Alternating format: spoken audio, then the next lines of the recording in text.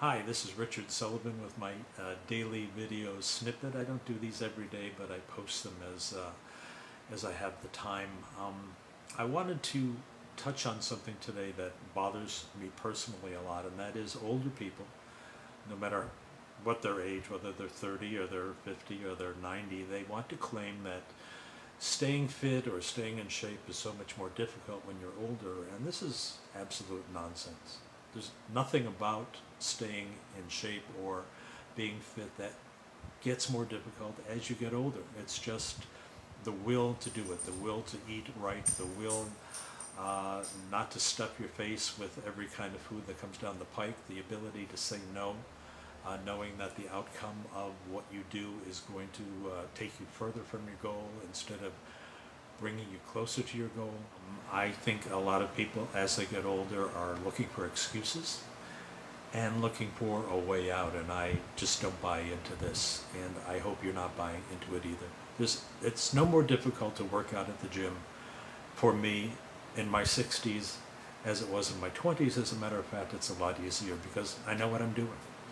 I know how to get the most out of my workout in the shortest period of time, where in my 20s I was still searching and still struggling and still trying to figure this out. So don't think for a second that it is more difficult because you're just putting up a boundary or a wall, a hurdle you're going to have to jump over in order to make progress. Just start out with the mindset that this is not going to be any more difficult for you, no matter what your age, than it would have been for you as a teenager, because it absolutely is not.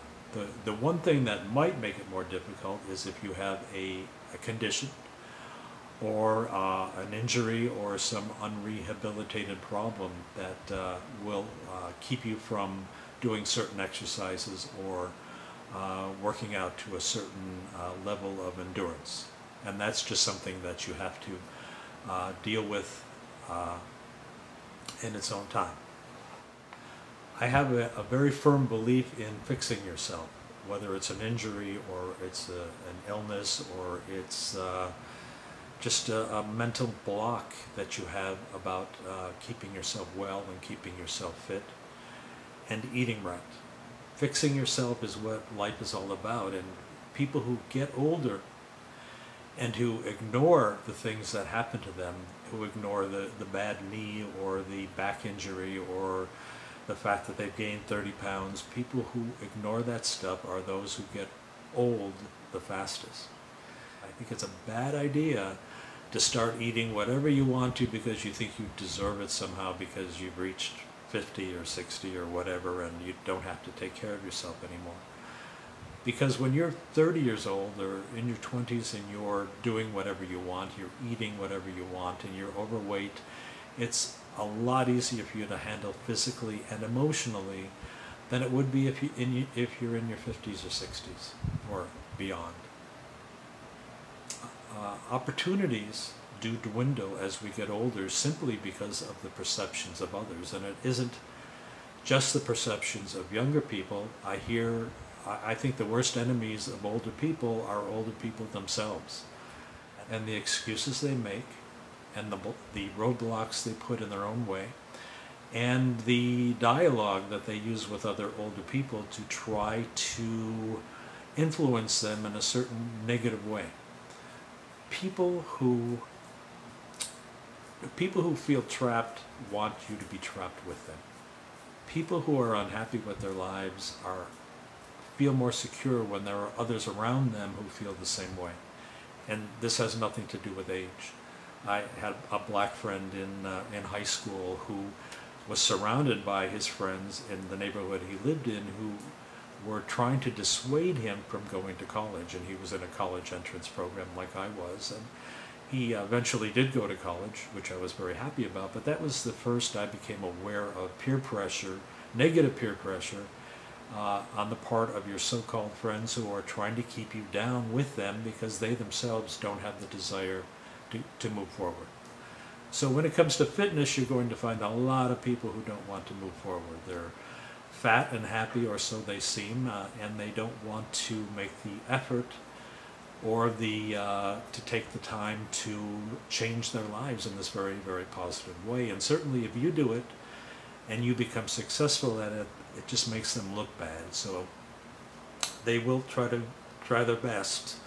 My dog is trying to get my attention. They will try their best to influence you to do it their way, which is the negative way. So don't fall for that, okay? You do this for yourself.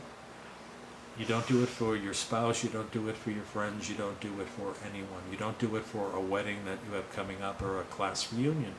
I mean, that's a good goal for the near future, but an awful lot of people that I've known that have gotten into shape or have lost weight for a high school reunion, as soon as the reunion's over with, there goes all their good intentions, and within a couple of months they're right back where they were when they made the decision to lose the weight.